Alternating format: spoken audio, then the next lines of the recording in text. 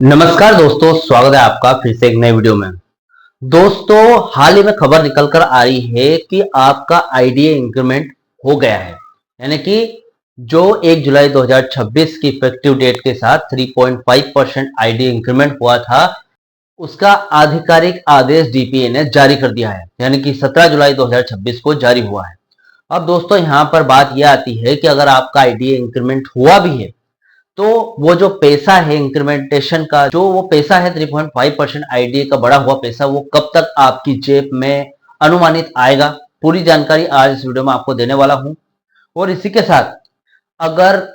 साथ कैलकुलेशन करके भी बताऊंगा थोड़ा बहुत कि अगर आपकी सैलरी इन केस हम मान के चलते हैं 20,000 है, तो 20,000 पर आपका पुराना आईडीए कितना था और अब 3.5% जब बढ़ेगा तो आपकी सैलरी कितनी बढ़ के आएगी हर महीने, पूरी जानकारी आज इस वीडियो में आपको बताने वाला हूं। तो दोस्तों, सबसे पहले अगर आप मेरे चैनल पर नए हो, पहली बार देख रहे हो तो और बीएसएनएल से जुड़ी जानकारियां रोज देखना चाहते हो तो मेरे चैनल को सब्सक्राइब कर सकते हैं और बेल नोटिफिकेशन को ऑन जरूर कर देना। दोस्तों, जब भी मैं नया वीडियो अपलोड करूंगा तो सबसे पहले आपके पास नोटिफिकेशन जाएगा। दोस्तों, मेरा नाम है सुनील विश्वकर्मा।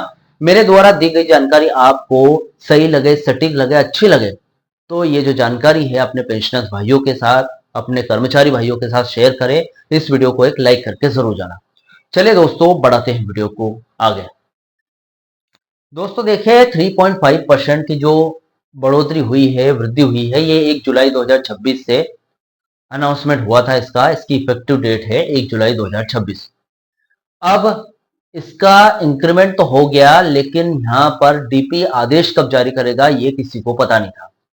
अब यहाँ पर ऐसा भी है, एक नियम है, आपकी जो इफेक्टिव डेट है आईडी इंक्रीमेंट की, और उसके बाद जब कभी भी उसका आदेश जारी होता है या फिर वो प्रोसेसिंग स्टार्ट होती है आपके जेब में पैसे आने की, तो इफेक्टिव डेट के बाद आदेश जारी होने तक का एरियर आपको मिलेगा। तो ये भी एक फायदा है, यानी कि कुल 17 दिनों का एरियर आपको मिलने वाला है। 17 जुलाई 2026 को डीपी का आदेश जारी हुआ है, उसके पहले इफेक्टिव डेट 1 जुलाई 2026 को, यानी कि कुल 17 दिन का आईडीए आपको मिलने वाला है।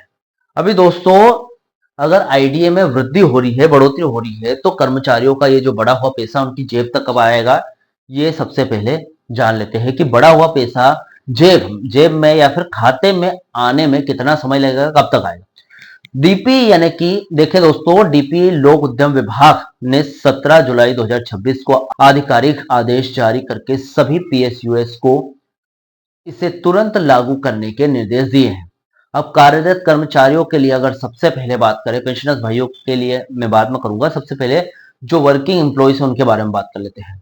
बीएसएनएल कारपोरेट ऑफिस डीपी के आदेश को पेरोल यानी कि ईआरपी सिस्टम में अपडेट कर रहा है, प्रोसेस चल रही है। दोस्तों, यदि जुलाई 2026 की सैलरी के बिल बनने से पहले ईआरपी में एंट्री हो जाती है सभी कर्मचारियों के जुलाई के वेतन, यानी कि जो जुलाई की सैलरी निकल कर आएगी उसमें 31 जुलाई या 1 अगस्त से पहले ही 3.5% बढ़ा हुआ पैसा आपके खाते में आ जाएगा। ये तब होगा जब जो प्रोसेस है वो जल्दी हो जाए और सैलरी की जो देने की प्रोसेस है वो नहीं हो उसके पहले। यदि ईआरपी अपडेट में 1 से 2 दिन की देरी हो जाती है तो ये जो बढ़ा हुआ पैसा है दोस्तों, ये जुलाई का 1 महीने का एरियर अगस्त 2026 की सैलरी के साथ क्रेडिट होगा। यानी कि देखा जाए तो अगस्त की पूरी सैलरी जो कि सितंबर में आती है, 1 सितंबर में, तब आपको ये बढ़ा हुआ आईडीए का पैसा मिलेगा। अब यहाँ पर 17 दिन डिले हुआ है, जब आपको ये पैसा आपकी जेब में आएगा तो 1 महीने के करीब हो जाएगा। ये जो सैलरी मिलेगी आपको या तो 31 को मिलेगी या फिर 1 अगस्त को मिलेगी। तो यानी कि इफेक्टिव डेट 1 जुलाई 2026 के बाद 1 अगस्त तक का 1 महीने का एरियर आपको मिलेगा। अब यहाँ पर अगर प्रोसेस में देरी हो जाती है और आपकी सैलरी बिल बन जाता है तो ऐसी स्थिति में ये जो पैसा 1 अगस्त को मिलने वाला था, बढ़ा हुआ 3.5% इंक्रीमेंट, आईडीए इंक्रीमेंट, ये आपको 1 अगस्त को न मिलकर सीधा 1 सितंबर को मिलेगा। यानी कि इफेक्टिव डेट 1 जुलाई 2026 से 2 महीने लेट, 2 महीने की देरी के बाद आपको मिलने वाला है। तो ये जो 2 महीने का एरियर है, इफेक्टिव डेट 1 जुलाई 2026 से लेकर 1 सितंबर तक की 2 महीने का जो एरियर है वो आपको पूरा पूरा मिलेगा। नियम के हिसाब से यही है। दोस्तों, पेंशनर्स आईडीए पेंशनर्स के लिए बात कर लेते हैं, जो कि बीएसएनएल के अपने निजी पेंशनर्स है। डोट ऑब्जर्व पेंशनर्स जो 2000 में डोट से ऑब्जर्व होके बीएसएनएल में शामिल हुए थे, जब बीएसएनएल कंपनी बनी थी उस टाइम की बात है। जो डोट ऑब्जर्व पेंशनर्स है उनके लिए ये जो 3.5% इंक्रीमेंट आईडीए इंक्रीमेंट है ये नहीं है, क्योंकि उनको डोट ऑब्जर्व पेंशनर्स को भारत संचार की संचित निधि निधि यानी कि कंसोलिडेटेड फंड ऑफ इंडिया से पेंशन पाते हैं। सारे इंक्रीमेंट, सारे जो बेनिफिट वगैरह है वो सभी पेंशनर्स, डोट ऑब्जर्व पेंशनर्स है वो सरकारी कर्मचारी, सरकारी पेंशनर्स की तरह ही उनको मिलते हैं और सरकार से मिलते हैं। इसलिए उनको आईडीए में कोई भी बढ़ोतरी या फिर आईडीए इंक्रीमेंट में कोई भी बढ़ोतरी नहीं मिलेगी। अब बीएसएनएल के जो अपने निजी पेंशनर थे जो 2007 के बाद बीएसएनएल में कार्यरत हुए और 2007 के आसपास, 2007 के बाद जितने भी पेंशनर्स रिटायर हुए, सरकारी कर्मचारी रिटायर हुए, तो डोट सीसी और संपन्न पोर्टल द्वारा बैंक पेंशन वितरण प्रणाली में डेटा अपडेट किया जाता है। दोस्तों, पेंशनर्स को बढ़ा हुआ भत्ते का पैसा अगस्त 2026 या फिर सितंबर 2026 की पेंशन जुलाई के एरियर के साथ जोड़कर मिल जाएगा। तो दोस्तों, सबसे पहले अब ये तो था एरियर के बारे में, कब तक आएगा आपकी जेब में पैसा। अब दोस्तों जान लेते हैं, अगर किसी कर्मचारी या फिर अगर किसी कर्मचारी की सैलरी 20,000, जस्ट हम मान के चलते हैं, जस्ट एग्जाम्पल के लिए किसी कर्मचारी की सैलरी 20,000 मान के चलते हैं, तो उसका एरियर 3.5% कितना होगा, कितना बढ़ के उसको पैसा मिलने वाला है पर महीने का। देखिए दोस्तों, यहाँ पर थोड़ा सा आपको गणित को समझना है। मेरे पास कोई बोर्ड नहीं है, ना ही मैं करने वाला हूँ कोई कैलकुलेशन, लेकिन जस्ट एक मूल जुबानी आपको बताने वाला हूँ कि आईडीए की जो कैलकुलेशन है हमेशा मूल वेतन यानी कि बेसिक पे पर होती है, न किसी ग्रोस सैलरी के आधार पर। दोस्तों देखिए, यदि किसी कर्मचारी की 20,000 है, जैसे कि हमने मान के चला है, कोई कर्मचारी 20,000 सैलरी पर काम कर रहा है बीएसएनएल में। पुराना आईडीए कितना चल रहा था? 238.3%। तो हम क्या करेंगे, पुराने आईडीए का गुणा 20,000 में कर देंगे, तो इस इक्वल टू निकल कर आएगा 20,000 से, यानी कि उनकी 20,000 तो बेसिक सैलरी और 2007 सेकंड पीआरसी के पे स्केल पर 2007 से लेकर 2026 जून 2026 तक का जो आईडीए बना है, पुराना आईडीए 238.3%। मतलब 20,000 का 238.3% निकालेंगे, फिर इन दोनों को जोड़ देंगे तो 47,660 रुपए के समथिंग आपका बनेगा। यानी कि अब तक 3.5% की इंक्रीमेंट से पहले आपको 20,000 की अगर आपकी बेसिक पे है और पुराना इंक्रीमेंट जो कि 238.3% है, दोनों को निकालने पर आपको मिल रहे हैं अभी 47,660 रुपए। अब नए आईडी इंक्रीमेंट की बात करूं, जो कि सीधा सीधा है दोस्तों, सीधा फायदा आपको कितना मिलने वाला है। अब देखिए, नए इंक्रीमेंट की अगर बात कर लेते हैं दोस्तों, नया इंक्रीमेंट में बिल्कुल 20,000 की आपकी बेसिक सैलरी में आपको 241.8% का गुणा कर देना है, तो निकल कर आएगा 48,360 रुपए।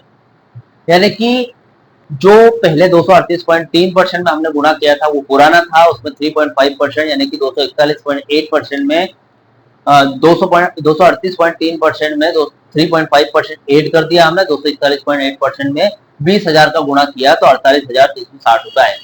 यानी कि आपकी जो पुरानी सैलरी थी 47,660 रुपए से बढ़कर जो 48,360 रुपए हुई है, इसमें कितनी शुद्ध बढ़ोतरी हुई है 3.5% के इंक्रीमेंट के साथ, तो आपको 700 रुपए प्रति माह की बढ़ोतरी हुई है दोस्तों। अगर आपकी सैलरी 20,000 है तो 700 रुपए बढ़ेंगे आपके, अगर आप एक कर्मचारी हो तो 700 रुपए की बढ़ोतरी होगी आपकी सैलरी में हर महीने।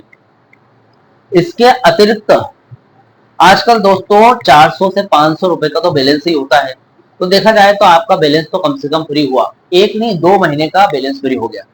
ठीक है, अब मोबाइल बैलेंस की बात कर रहा हूं दोस्तों। इसके अतिरिक्त आईडीए बढ़ने से पीएफ प्रोविडेंट फंड यानी कि अंशदान में भी कुछ रुपयों तक सुधार होगा। बीएसएनएल पेंशनर्स को इसका क्या फायदा मिलेगा? देखिए, पेंशन में सीधी बढ़ोतरी होने वाली दोस्तों। जो बीएसएनएल पेंशनर्स 2007 के पे स्केल के तहत आईडीए से पेंशन ले रहे हैं, उनकी बेसिक पेंशन में 3.5% का आईडीए जुड़ेगा। यदि किसी पेंशनर्स की पेंशन 20,000 मिली है तो उनको भी 700 रुपए प्रति माह यहाँ पर बढ़ोतरी होगी हर महीने पेंशन में। और अगर 10,000 मिल रहे हैं, अगर 20,000 मिल रहे हैं, और अगर आप एक कर्मचारी हो तो पेंशन में 350 रुपए की बढ़ोतरी होगी। महंगाई राहत, ये जो वृद्धि है खुरदुरा महंगाई दर यानी कि एआईसीपीआई के सूचकांक पर आधारित होती है दोस्तों, जो पेंशनर्स को बढ़ती महंगाई के बीच सीधा वित्तीय सहारा देती है। अब दोस्तों देख लेते हैं, थोड़ा सा वीडियो लंबा हो गया होगा, लेकिन थर्ड पीआरसी पर इसका क्या असर पड़ेगा। देखिए, आईडीए बढ़ोतरी एक नियमित तिमाही की प्रक्रिया है, यानी कि हर 3 माह क्वार्टरली में होती है, जबकि थर्ड पीआरसी वेतन या फिर पेंशन संरचना यानी कि स्ट्रक्चर की अगर बात करूं तो थर्ड पीआरसी पर इसका वेतन जो संरचना है, जो स्ट्रक्चर है, वो आपका नया ढांचा तय करती है, नया स्ट्रक्चर तय करती है। थर्ड पीआरसी पर इसका असर देख लेते हैं। सबसे पहले तो एरियर पर असर पड़ेगा दोस्तों, एरियर का आधार बढ़ेगा। थर्ड पीआरसी लागू होने पर 1 जनवरी 2026 से बेसिक पे आईडीए का विलय मर्जर किया जाएगा, तो आईडीए की दर लगातार बढ़ने से कर्मचारियों का कुल आईडीए घटक मजबूत रहता है दोस्तों। थर्ड पीआरसी की मौजूदा स्थिति, आईडीए बढ़ोतरी से थर्ड पीआरसी के लागू होने या न होने से सीधा कोई कानूनी रोक या फिर रुकावट नहीं आती है। थर्ड पीआरसी की राह की अगर बात करो, थर्ड पीआरसी में फाइल प्रस्ताव जिसमें बिना अफोर्डेबिलिटी क्लॉज के वेतन संशोधन और पेंशन की मांग शामिल है। डोर बीएसएन यूनियन और वित्त मंत्रालय के स्तर पर अलग अलग प्रोसेस चल रही है। आईडीए बढ़ोतरी से कर्मचारियों को थर्ड पीआरसी लागू होने तक अंतरिम राहत या फिर महंगाई राहत मिलती रहेगी, जिससे उनको थर्ड पीआरसी लागू नहीं हो रही है इसका झटका कभी लगेगा नहीं। तो दोस्तों फिलहाल ये अपडेट थी। आईडीए इंक्रीमेंट होने से 3.5% आईडीए इंक्रीमेंट हुआ है, तो आपकी जेब में कितना पैसा आएगा सटीक जानकारी दे दी। दोस्तों अगर इस वीडियो से जुड़ा हो जो भी आपका डाउट या क्वेश्चन वगैरह हो तो मुझे कमेंट बॉक्स में कमेंट कर सकते हैं। वीडियो अच्छा लगा तो वीडियो को लाइक कमेंट जरूर करें। मिलते हैं दोस्तों नेक्स्ट वीडियो में। सी यू सून।